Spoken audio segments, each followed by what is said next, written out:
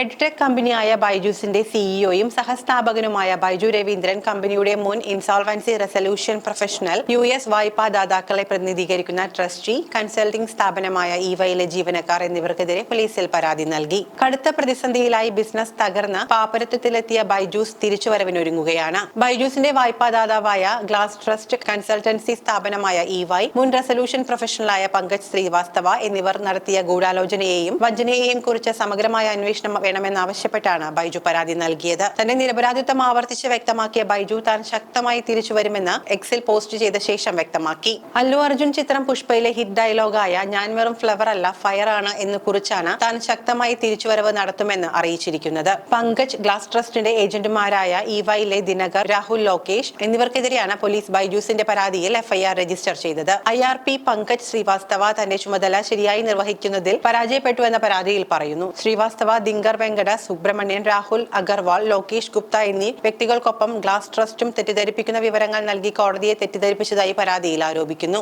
ഈ തെറ്റായ വിവരം ബൈജൂസിന്റെ ഓഹരി ഉടമകൾക്ക് ഗണ്യമായ നഷ്ടമുണ്ടാക്കി. ശ്രീവാസ്തവയും കൂട്ടാളികൾ വ്യക്തിപരമായ നേട്ടത്തിനായി വ്യാജരേഖകൾ സമർപ്പിച്ചതായും പരാതിയിൽ ആരോപിക്കുന്നു. കൂടാതെ ബൈജൂസിന്റെ തകർച്ച ജീവനക്കാർക്ക് ശമ്പളം നൽകാനാവാത്തതിനും വിദ്യാർത്ഥികളുടെ ട്യൂഷൻ തടസ്സപ്പെടുത്തിയതിനും കാരണമായെന്നുമാണ് ആരോപണം. അധ്യാപക ദമ്പതിമാരായ രവീന്ദ്രന്റെയും ശോഭനവല്ലിയുടെയും മകനാണ് ബൈജു. പഠനത്തിൽ എന്നും മികവ് പുലർത്തിയിരുന്ന ബൈജു അഴീക്കോട്ടെ സർക്കാർ സ്കൂളിൽ മലയാളം മീഡിയത്തിലായിരുന്നു പഠിച്ചത്. പഠനകാലത്ത് മാത്സ് ഒളിമ്പ്യാഡിലും സയൻസ് ക്വിസിലുമെല്ലാം ബൈജു മെഡലുകൾ വാരിക്കൂട്ടി. +2 പഠനശേഷം കണ്ണൂർ എഞ്ചിനീയറിംഗ് കോളേജിൽ ബിടെക്കിന് ചേർന്ന് വിജയകരമായി ബിടെക് പൂർത്തിയാക്കിയ ശേഷം ഒരു മൾട്ടിനാഷണൽ ഷിപ്പിംഗ് കമ്പനിയിൽ സർവീസ് എഞ്ചിനീയറായി ജോലി ലഭിച്ചു. അവധിക്ക് നാട്ടിൽ വന്ന ബൈജു തന്റെ സുഹൃത്തുക്കളെ കാണാനായി ബംഗളൂരുവിലെത്തി. ഇന്ത്യൻ ഇൻസ്റ്റിറ്റ്യൂട്ട് ഓഫ് മാനേജ്മെന്റ് ക്യാമ്പസുകളിലെ MBA പ്രവേശനത്തിനായുള്ള CAT പരീക്ഷയ്ക്ക് തയ്യാറെടുക്കുകയായിരുന്നു അപ്പോൾ കൂട്ടുകാർ. പ്രവേശന പരീക്ഷയുടെ തയ്യാറെടുപ്പിൽ ബൈജു അവരെ സഹായിച്ചു. സുഹൃത്തുക്കളുടെ നിർബന്ധത്തിന് വഴങ്ങി ബൈജു പരീക്ഷയും എഴുതി. ഫലം വന്നപ്പോൾ CAT ടോപ്പർ. ഏറ്റവും ബുദ്ധിമുട്ടേറിയ പ്രവേശന പരീക്ഷകളിലൊന്നായ CAT യാതൊരു തയ്യാറെടുപ്പുകളുമില്ലാതെ തനിക്ക് എങ്ങനെ നേടാനായി എന്ന ചോദ്യം ബൈജുവിന്റെ മനസ്സിൽ ഉയർന്നു. പഠനം രസകരവും എളുപ്പവുമാക്കുന്നതിലൂടെയാണ് അത് നേടിയെടുത്തത് എന്ന തിരിച്ചറിവാണ് അദ്ദേഹത്തിന് അന്നുണ്ടായത്. ആ മാർഗം മറ്റുള്ളവർക്ക് പകർന്നു നൽകുന്നതിനായിരുന്നു അദ്ദേഹത്തിന്റെ അടുത്ത ശ്രമങ്ങൾ. അങ്ങനെ 2007 ബംഗളൂരുവിലെ വാരാന്ത്യങ്ങളിൽ സുഹൃത്തുക്കളുടെ സഹായത്തോടെ CAT പരിശീലന ക്ലാസുകൾ നടത്താൻ തുടങ്ങി. എങ്ങനെ ശരിയായി പഠിക്കാമെന്നും എങ്ങനെ എളുപ്പത്തിൽ പാഠങ്ങൾ മനസ്സിലാക്കാമെന്നും ബൈജുവിന്റെ വിദ്യാർത്ഥികൾക്ക്